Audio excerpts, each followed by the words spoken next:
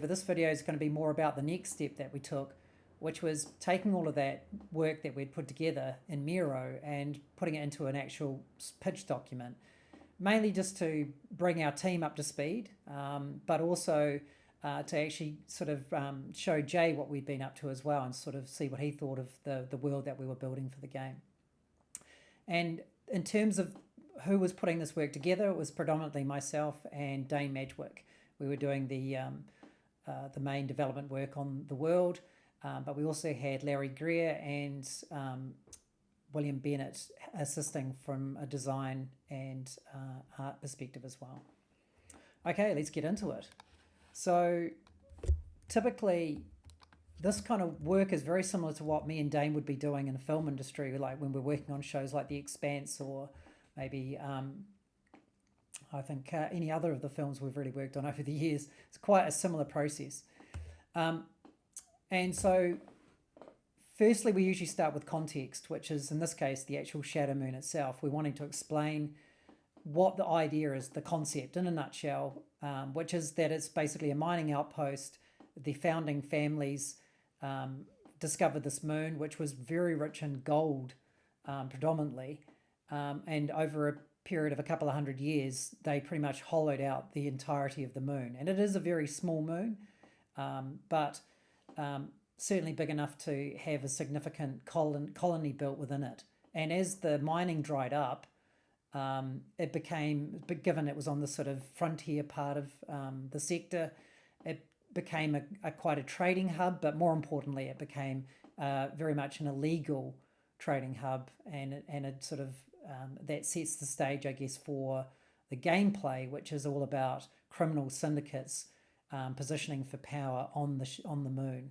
And so that's kind of that was probably about as far as we went in terms of a backstory at this stage.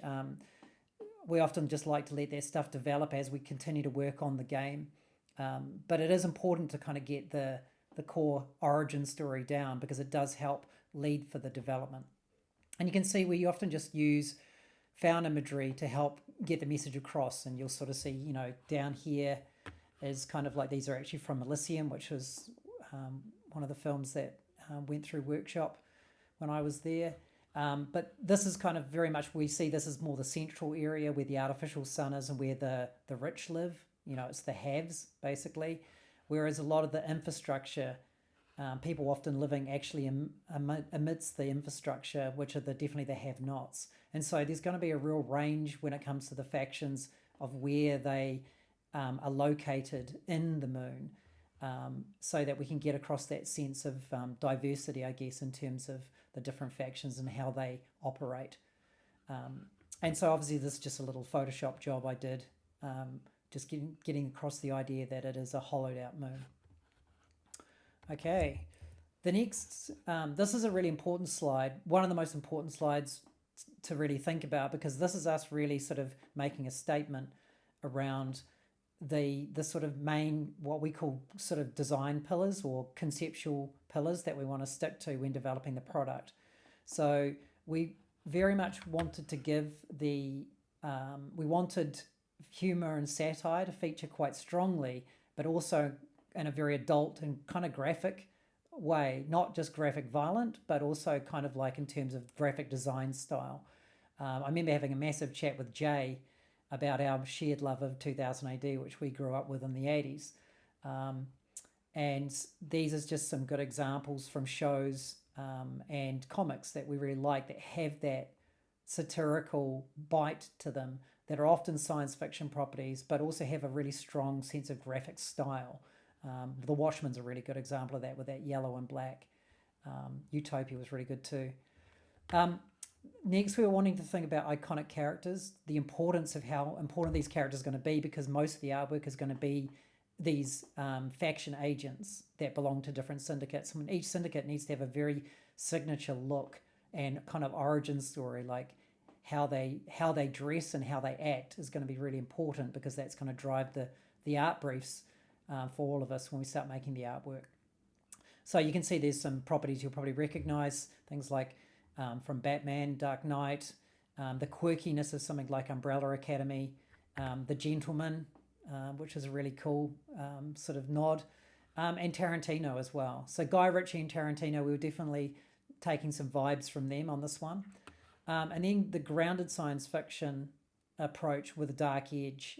This is often the kind of science fiction properties we've worked on in films, um, a little bit like Elysium, Chappie, District 9, those kind of Ghost in the Shell. They're all quite grounded.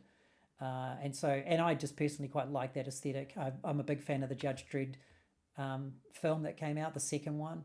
Thought that was a really great. Blade Runner, obviously. RoboCop for that satirical edge as well. So that just gives you an idea. This is us kind of putting a bit of a flag in the ground and sort of saying these are the three things that we want to really capture in our IP and art when it comes to supporting gameplay.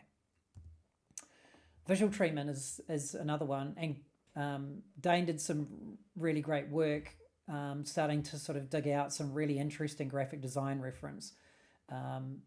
Everything from the international style from the 70s right through to some more contemporary design styles. But one of the things we really liked right from the outset was that we would really try to combine a painterly art style with really strong graphic design. And this is this is quite a good image actually, which we found, which kind of had that sort of slight cyberpunk feel with a really strong treatment of graphics.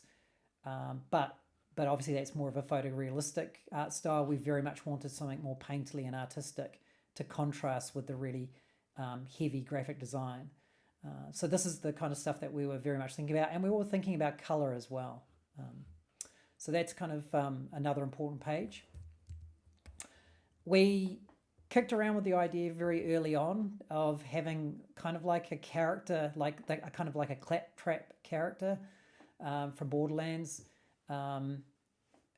who we can use from a UI perspective to kind of help explain the world at some level. And in this case, we came up with, I think Nicola named the character Bob, Buy or Bribe. So we call them Bob, and they are an artificial intelligence / robot that monitors all of the factions and effectively is an information broker. And so we really like the idea that the software and the graphic design that this creature creates, this robot creates, as part of its personal network, intranet, is the style of the game, is what you're seeing in the game. So it's kind of like Bob's handiwork when it comes to the visual styling. So that was kind of just a little conceit that we kind of liked. We obviously needed to get some faction logos, and it was really important that each of the logos was really different from each other, so that because a big part of the gameplay is that when you stack a card on top of another card, and if it has a matching faction symbol, then you get to activate an additional ability. And so we needed to make sure that those icons were super unique, so that it was really easy to spot when you were placing one of these faction cards on a similar faction card. And so the person we turned to for that was Larry Greer, who was one of my old buddies from Weta. He was one of the main graphic designers / concept designers on District 9 and a lot of Neil Blomkamp's films. And he's an exceptional designer, but particularly strong on graphic design. And that's why we grabbed him really quick for our faction design logos. And so, yeah, that was really fun bringing a friend on board for that.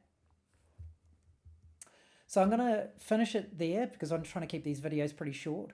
But the next video is going to be talking about the second part of the document, the pitch document. We call it a primer, which will be talking more about the approach to the game and componentry and marrying that to the world that we're building. Anyway, I hope you enjoyed this, and let me know if you did. Thank you. Take care.